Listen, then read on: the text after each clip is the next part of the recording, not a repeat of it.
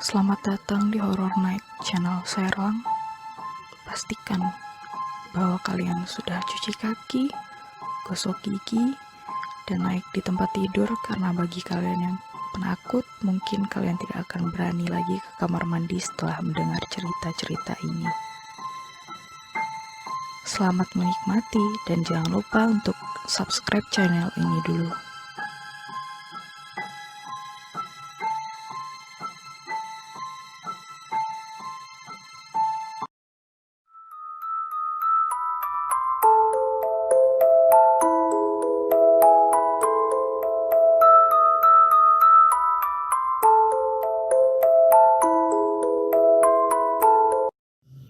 Ibu. Sudah 3 bulan sejak ayahku meninggal. Dan ini sudah 2 minggu sejak aku dan ibuku pindah ke rumah baru ini meninggalkan rumah lama kami, rumah dinas ayahku. Rumah ini terletak di kawasan pinggir kota yang berbatasan langsung dengan hutan lindung. Jadi lingkungan di sini sangat sepi dan tenang. Ya, ini adalah rumah impian ayahku yang dibelinya sebelum ia meninggal. Sebenarnya ini kawasan perumahan, jadi kami punya tetangga, namun jarak antar rumah cukup jauh. Rumah kami tidak terlalu besar namun memiliki 2 lantai dan halamannya cukup luas. Di depan rumah juga terdapat sebuah kandang anjing, karena kami memiliki seekor anjing golden retriever putih yang kami beri nama Tom. Halaman belakang rumah ini juga berbatasan langsung dengan hutan lindung. Hari ini adik sepupuku datang dari kota untuk menginap di rumah kami. Namanya Eni. Dia berusia 11 tahun dan lebih muda 5 tahun dariku. Pamanku yang mengantarnya ke sini. Setelah mengantar Eni, pamanku langsung kembali pulang. Ibuku membuatkan kami puding di dapur sementara aku dan Eni bermain dengan Tom di halaman.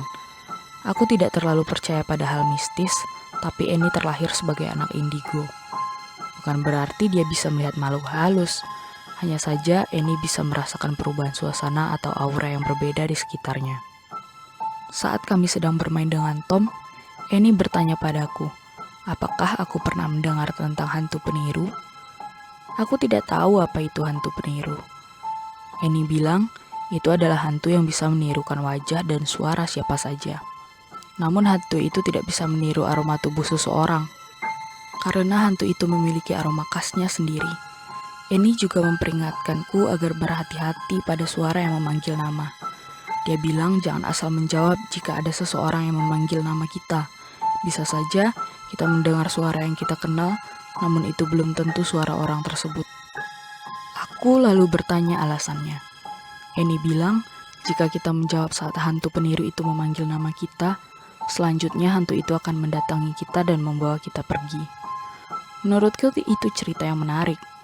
Eni tahu aku tidak percaya hal-hal seperti itu, namun ia mengingatkan agar aku tetap berhati-hati. Setelah itu ibuku membawakan kami puding dan kami memakannya bersama-sama. Keesokan harinya. Hari ini cuaca cukup mendung dan berangin, jadi kami tidak keluar rumah. Aku, ibuku, dan Eni menghabiskan seharian ini menonton TV. Lalu sore pun tiba. Ibuku sedang mencuci piring di dapur di lantai bawah. Sementara Eni sedang mandi di kamar mandi yang ada di kamarku. Aku duduk di depan jendela di kamarku menghadap ke halaman. Aku sedang membaca buku. Dari atas ini bisa kulihat anjing kami, Tom, terlihat agak gelisah.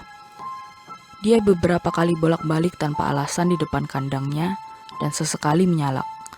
Aku rasa itu hanya karena cuaca hari ini yang kurang bagus, jadi Tom menjadi sedikit gelisah. Aku mengabaikannya dan kembali membaca buku. Angin berhembus di luar rumah, terasa olehku yang sedang duduk di depan jendela. Angin menerpa rambutku dan membuatnya sedikit berantakan. Angin juga menerbangkan dedaunan kering di halaman. Ini sudah mulai senja, namun aku tidak beranjak dan masih duduk di depan jendela kamarku yang terbuka. Di tengah suara angin yang berhembus itu, samar-samar ku dengar suara yang memanggil namaku beberapa kali. Awalnya aku mengabaikannya karena tidak terlalu yakin.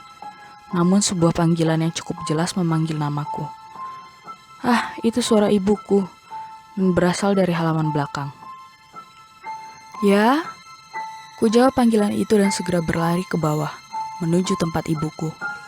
Namun saat aku hampir membuka pintu menuju halaman belakang, kulihat ibuku keluar dari kamar mandi. Lalu aku bertanya kenapa ibuku memanggilku dan sejak kapan dia sudah berada di kamar mandi. Ibuku bilang bahwa dia tidak pernah memanggilku dan dia baru saja selesai mandi. Aku sedikit bingung.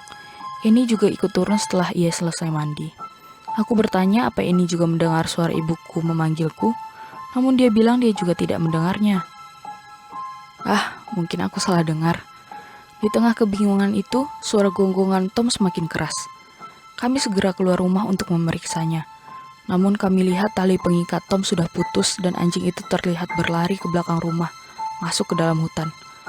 Kami panik dan berusaha mengejar Tom sambil memanggil-manggil namanya. Namun begitu hampir masuk ke hutan, ibuku menyuruh agar aku menjaga Eni dan menunggu di rumah. Ibuku bilang, Tom pasti belum pergi jauh. Lalu ia masuk ke hutan untuk mencari Tom sendirian. Aku menyuruh Eni masuk ke dalam rumah sementara aku menunggu di halaman dengan cemas. Hari sudah mulai gelap. Aku mondar-mandir di halaman belakang sambil terus menatap ke arah hutan, berharap ibuku cepat kembali. Tentu lebih bagus jika dia berhasil membawa Tom. Namun sekalipun dia tidak bisa menemukan Tom, aku harap ibuku segera kembali sebelum malam tiba. Ini benar-benar mengkhawatirkan. Hari semakin gelap. Aku menyuruh Eni menyalakan seluruh lampu di rumah kami. Jadi setelah menghidupkan lampu di lantai 1, ia naik untuk menghidupkan lampu di lantai 2. Samar-samar aku mulai mencium aroma cat basah. Baunya cukup kuat. Kami tidak sedang mengecat apapun. Kami bahkan sedang tidak punya cat di rumah ini. Lagi pula rumah tetangga cukup jauh. Sekalipun ada yang sedang mengecat rumahnya, bagaimana mungkin bisa tercium sampai ke sini? Saat aku kebingungan, ibuku muncul dari dalam hutan.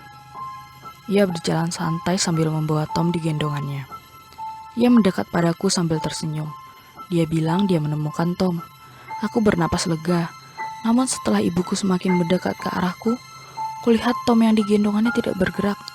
Aku heran, apakah Tom terluka? Ibuku semakin mendekat ke arahku yang berdiri di depan pintu halaman belakang. Ia masih tersenyum. Namun Eni tiba-tiba memanggilku dari dalam rumah. Aku menengok ke belakang. Kulihat Eni mengintip dari celah pintu rumah yang terbuka sedikit. Ia menatapku, dan ia tampak ketakutan. Dengan suara bergetar, ia berkata lirih, "Ana, itu bukan ibumu."